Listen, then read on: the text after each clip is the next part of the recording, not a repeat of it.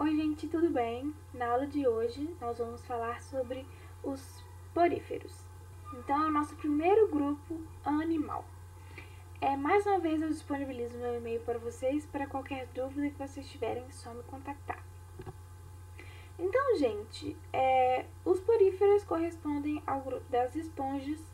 Todas as esponjas são eucariontes, pluricelulares e de vida aquática, sendo a maioria marinha. Então temos também algumas esponjas de água doce. São organismos bentônicos e sésseis, então eles são acoplados, fixados no substrato. A maioria deles não possui simetria e eles são animais filtradores, então o oxigênio e os alimentos são obtidos a partir da filtração. Na estrutura corporal desses animais, como eu falei, eles são fixados a um substrato, então eles são fixados pela base. Do lado oposto, então na parte de cima, vamos assim dizer, do corpo desse animal, a gente apresenta uma abertura, que é a abertura chamada ósculo.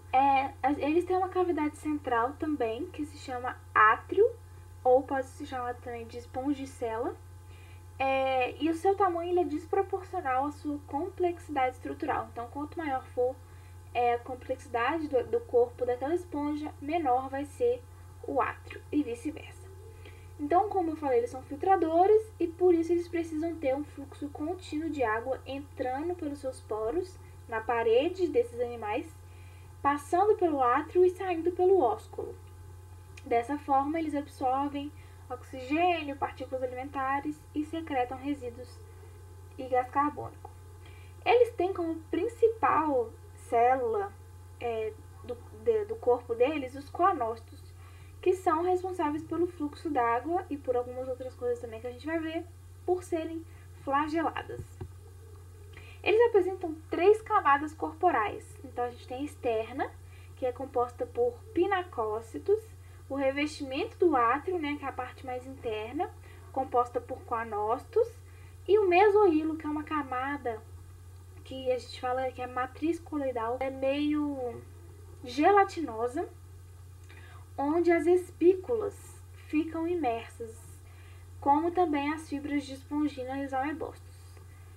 As espículas e as fibras de espongina são estruturas rígidas, feitas para proteção e para estruturar o corpo desses animais. Os poros na parede correspondem aos porócitos, que são as células por onde há a passagem de água, e os amebócitos, eles são células totipotentes, então eles são responsáveis por várias coisas no corpo das esponjas. Então aqui a gente tem uma imagem de uma esponja. Aqui a gente vai ter o ósculo, que é a abertura. Oposto aí a gente vai ter a base, que é onde a esponja é fixada ao substrato. E no centro disso tudo a gente tem o átrio. Então, do lado de fora a gente vai ter os pinacócitos. Do lado de dentro, os coanócitos flagelados. Não sei se vocês lembram quando a gente falou sobre os protozoários flagelados, que tinham os coanoflagelados. Eles são o grupo ancestral dessas células das esponjas, justamente porque os dois têm esse colarinho membranoso em volta do flagelo. No centro a gente vai ter o mesoílo, onde vão ter as espículas e os amebócitos. E aqui a gente vai ter o porócito, que é a formação do poro para a entrada de água. Então a água vai passar por um fluxo de poro, átrio e ósculo. Eles têm 3 tipos de designs corporais, que são os designs de complexidade estrutural. Então a gente tem o asconoide, que é a forma mais simples, possui, portanto, um átrio muito amplo e apresenta normalmente um porte pequeno com muitos poros. O ciconoide, que é a complexidade intermediária, ele apresenta dobramentos nessa parede que possibilitam um aumento da superfície de contato para absorção de nutrientes e oxigênio e a diminuição do átrio. E o leuconoide, que é a forma mais complexa, tem o átrio muito reduzido ou ausente, apresenta muitas câmaras exalantes revestidas por coanócito, justamente para aumentar o fluxo de água e eles possuem um porte muito grande. Então aqui a gente tem as 3 formas. O asconoide, que foi o que a gente viu na imagem anterior, com um átrio bem grande e muitos poros. Aqui a gente vai ter o ciconoide com as suas dobras. E aqui a gente vai ter o leuconoide com as suas câmaras exalantes. O metabolismo das esponjas, gente, ele é um pouco diferenciado porque elas não apresentam tecidos verdadeiros. Então elas não possuem sistemas. Mas isso não impede que elas tenham trocas gasosas, que elas excretem, que elas consigam se alimentar e se transportar. Mas elas não têm um sistema nervoso nem endócrino que controle isso tudo. A digestão é intracelular e ela é realizada pelos coanócitos justamente porque eles estão em contato com o átrio.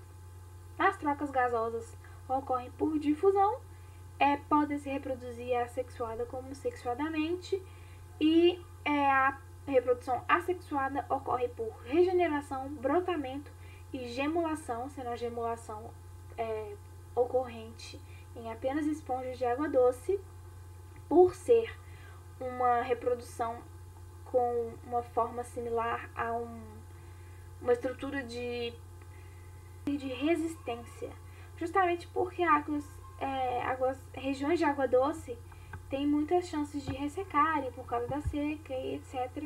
Então as esponjas criaram esse mecanismo para sobreviverem. Já na sexuada, os gametas são produzidos pelos amebócitos justamente porque são células totipotentes. As esponjas são hermafroditas e elas apresentam um desenvolvimento indireto, então elas têm a presença de uma larva. Então aqui a gente vai ter o ciclo da esponja. Então aqui ela vai liberar os espermatozoides na água. Os espermatozoides vão entrar no poro de uma outra esponja e vão entrar em contato com os óvulos dentro dos amebócitos, dentro da esponja. Vai haver a fecundação e vai haver a liberação da larva. A larva vai se desenvolver, ela vai se fixar no solo e vai virar novamente uma esponja jovem.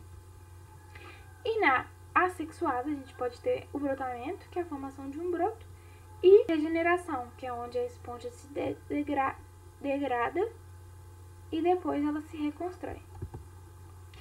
E é isso, pessoal. De porífera foi somente isso.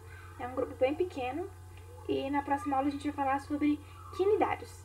Então, mais uma vez eu reforço, qualquer dúvida que vocês tiverem, podem me contactar. Até a próxima aula!